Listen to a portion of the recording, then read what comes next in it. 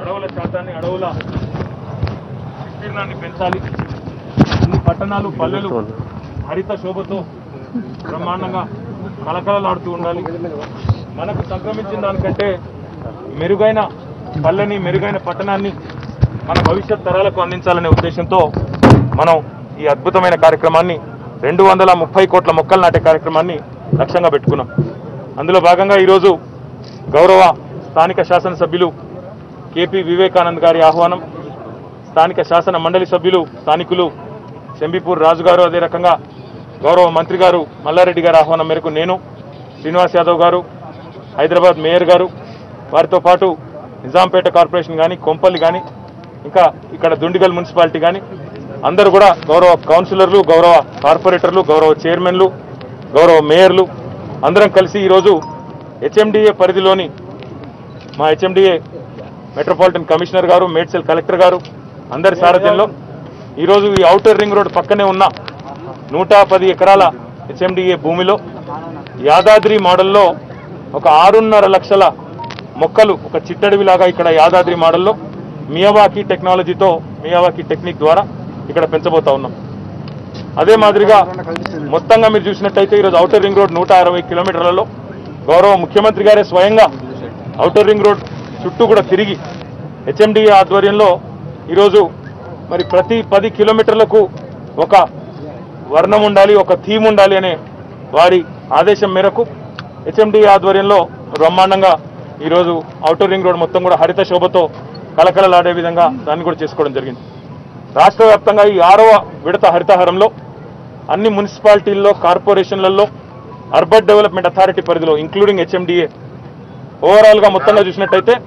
12.5 కోట్ల మొక్కలు పెంచబోతా ఉన్నాం. గౌరవ మంత్రివర్యులు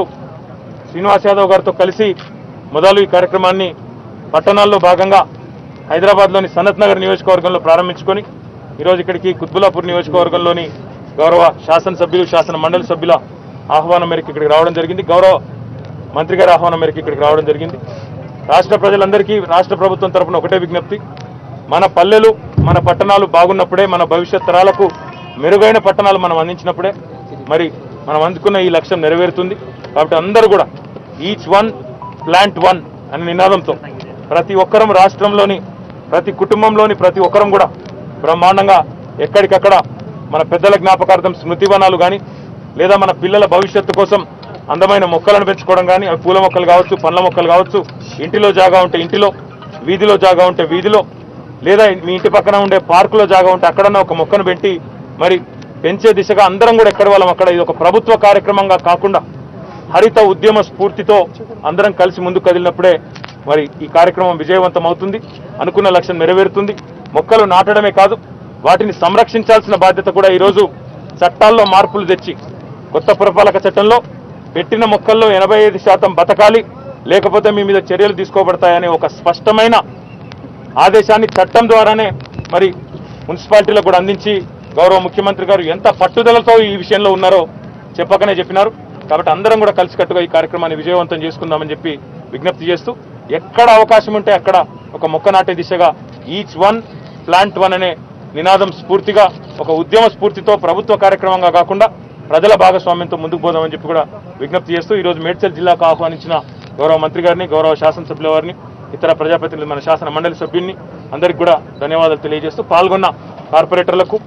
కౌన్సిలర్లకు, మున్సిపల్ ప్రతినిధులందరికీ కూడా ధన్యవాదాలు, అధికారులందరికీ కూడా ధన్యవాదాలు.